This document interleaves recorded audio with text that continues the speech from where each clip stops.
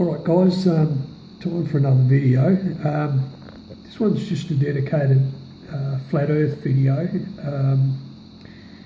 We'll call it a debunking, see how it goes. I was in the flat earth camp. Firstly,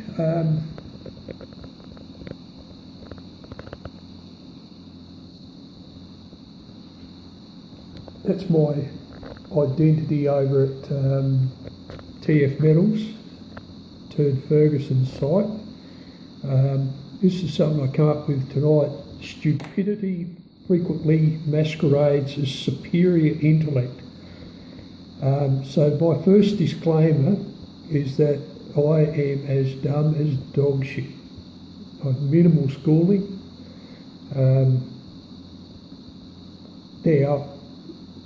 However, what I've done is I've been a little bit honest with myself and I've challenged my views.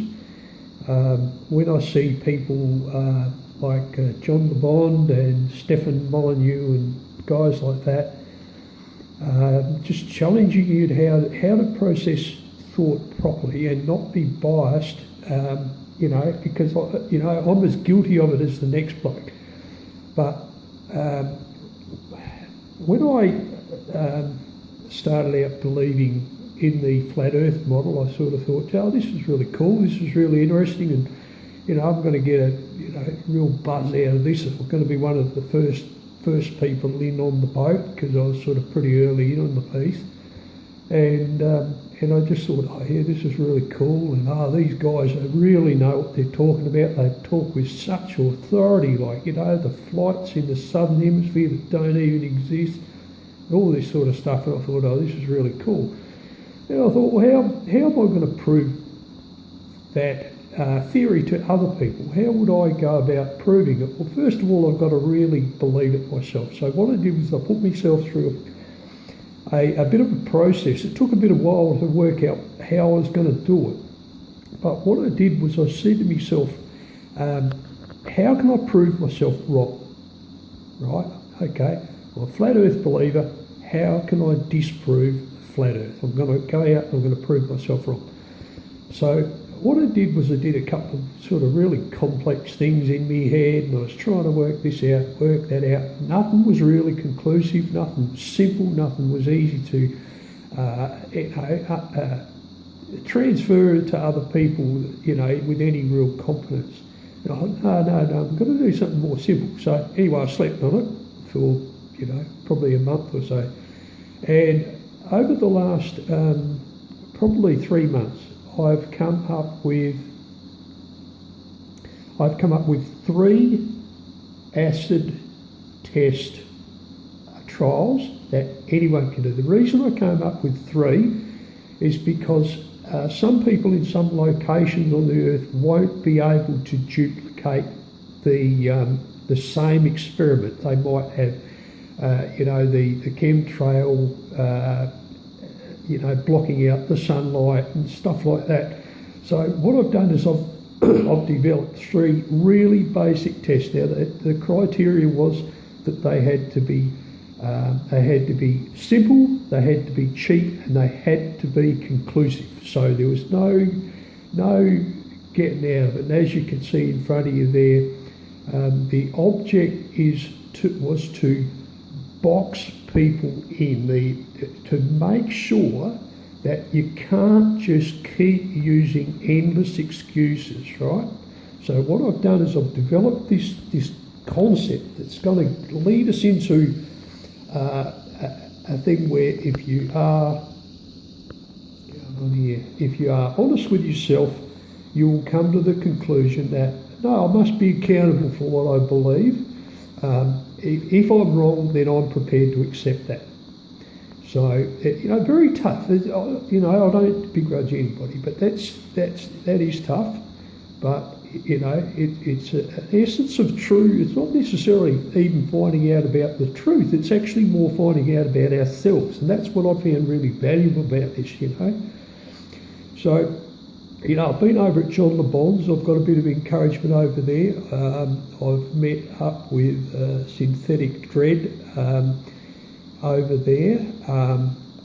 Don't try and Google that up because it'll lead you astray. You've sort of got to link him. It doesn't search very well. A great guy. He was sort of dead against me, and you know, he had his proofs. So we sort of went through a bit of a discussion, and he is prepared to actually do this particular test. So hats off to him, and he's a nice bloke. He's got his own channel. He's got some really good videos up. Like I said, he's a flat earther. So that's fine by me.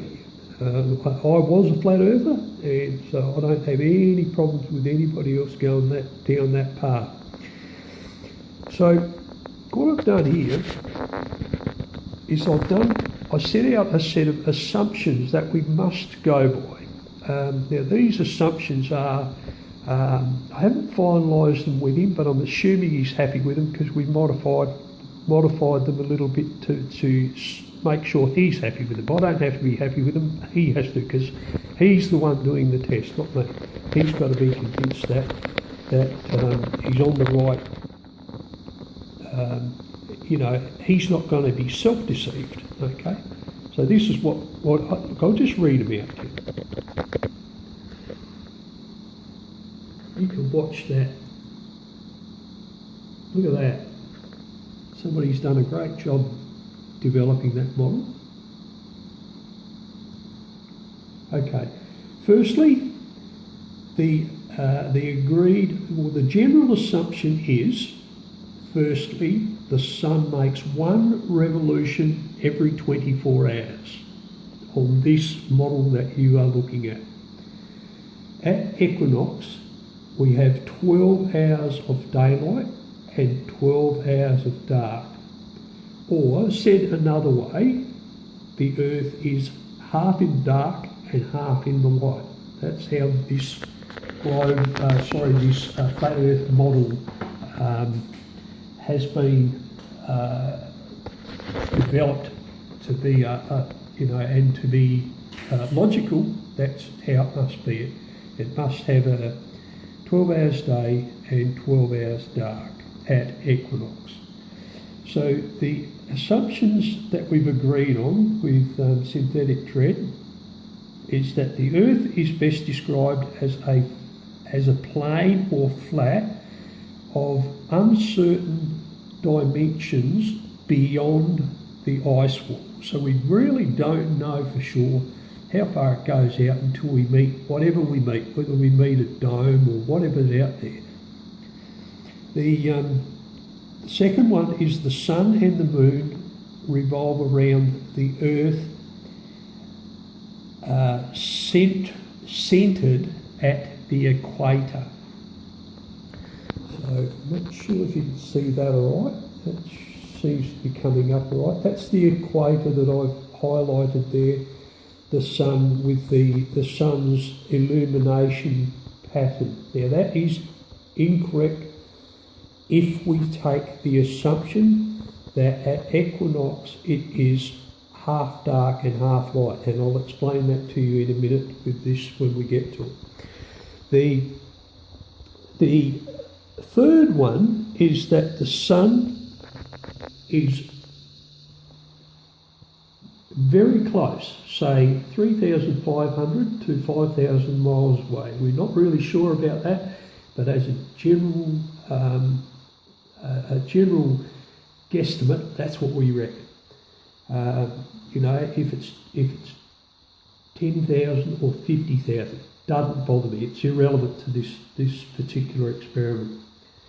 Our eyesight does not bend around in an arc. It remains straight in the direction that we are looking. So there's no visual bullshit going on when we're looking in a direction. We just look straight. Our eyesight is reliable and it looks straight.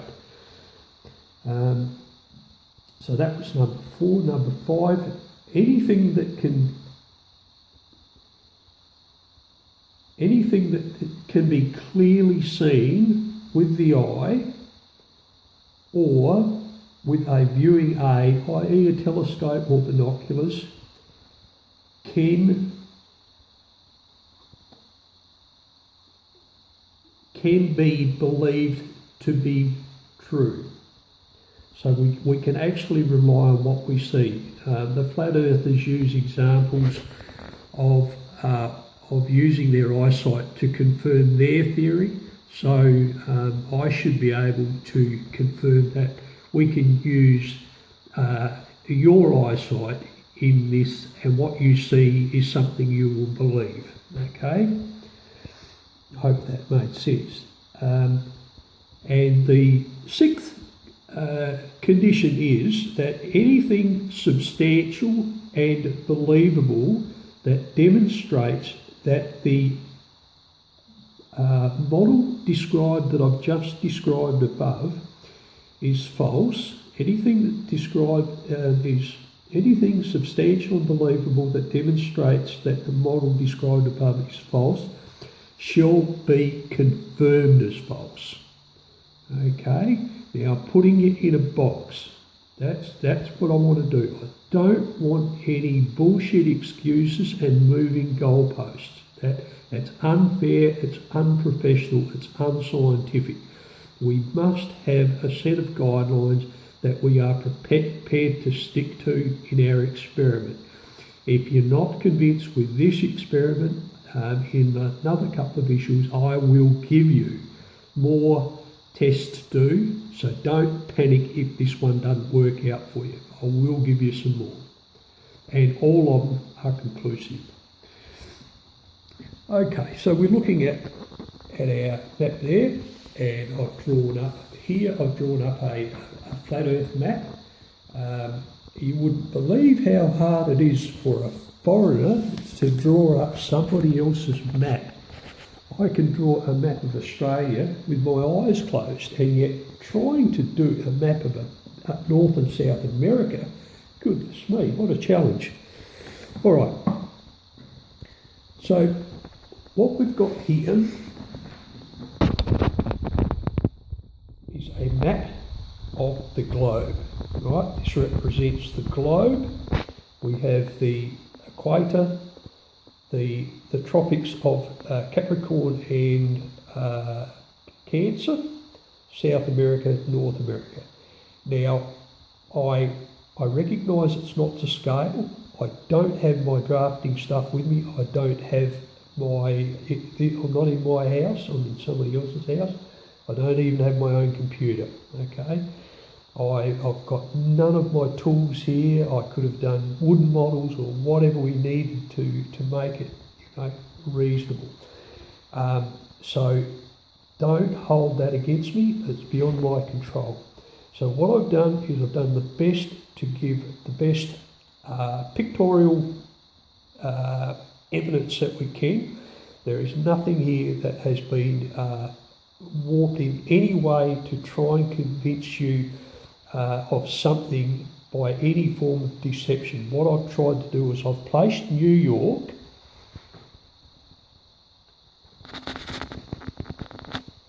roughly halfway between that point and that point, which is what I found on here.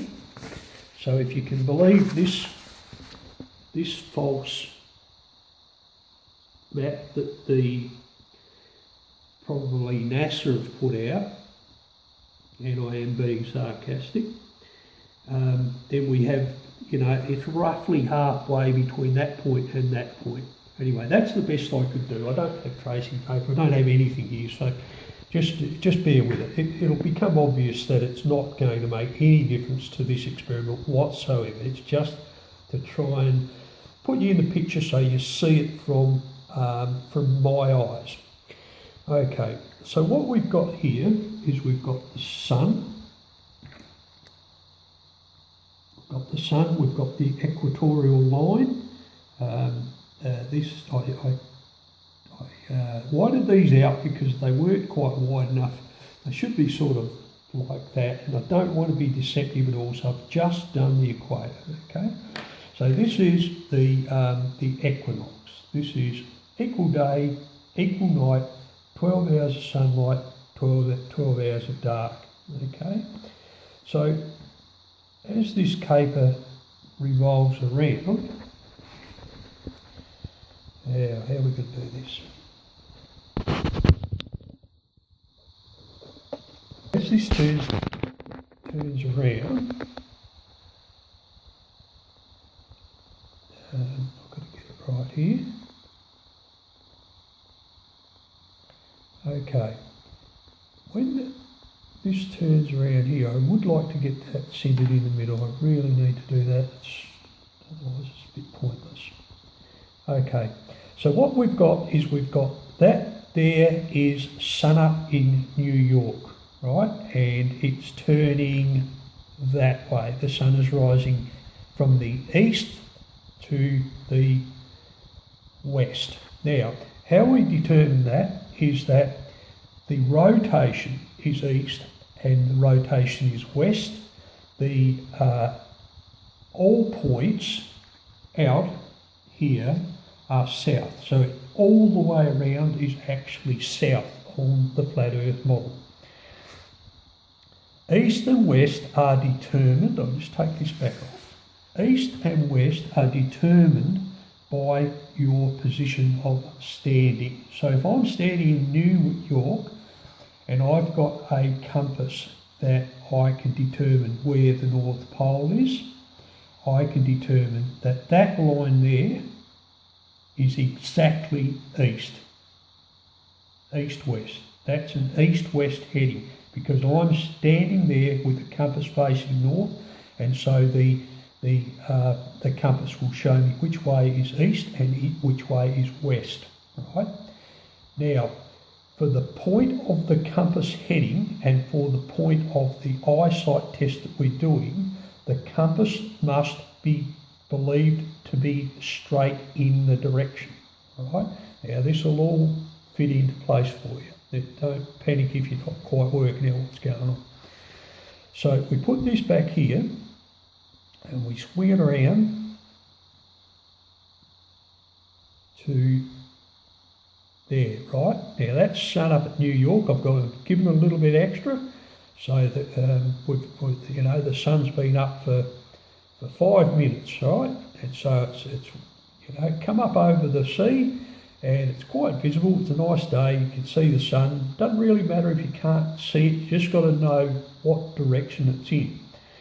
Now, when you do your stand here in New York and do your compass reading, the sun will be rising in a northeast heading. And that's at this time of the year, okay? So the heading will be northeast, right? Better get a move on. Now, that's all well and good. There is a problem with that because that's not where the sun rises. In the flat earth model, that's where it should be rising, right? And I'll show you in a minute, and then you can go out and you can do the experiment and then you can get back to me. Now that's all well and good, you might say, but what happens when we come down to Rio? Okay, so we're down in Rio here in South Latin America. All the lovely girls are. And what happens now? Well, as we hit sun up here, now that lines up perfectly. It intersects this line and that line and the equator. What is the direction the sun is rising from the visual perspective of Rio? It's actually north-northeast, so it's almost bloody north, right? Where's the sun actually rise? This time of the year, that's where the sun rises. Now, you say, well, that's, on the globe Earth model, it's millions of miles away, or whatever it is, right? This is just to give you the illustration, right? The perspectives are not accurate, but what the globe Earth model and the globe Earth all earth believers say is the sun rises easterly, right? Everybody knows, every ball earther knows that the sun rises in the east. Now, not only does it rise from, if you're in America, which most of the audience will be, and you are in America, what you will find is that not only will the sun be rising in the east, but it will actually be rising in the east-southeast, right? East-southeasterly. From the perspective of New York, that's where it should be rising, because the sun is way out there, okay? So that's roughly, that's the Earth with the equator, with the poles, and at the moment the sun is sort of at this angle here. Australia's just had their summer, going into autumn, so the sun is on its way up to the equinox, so it's heading up to level, right? So what I want you to do is I want you to go out with a compass to find, does the sun rise in the northeast, or does the sun rise east southeast? If it rises in the northeast, then I've got a problem. If it rises in the southeast, then you've got a problem.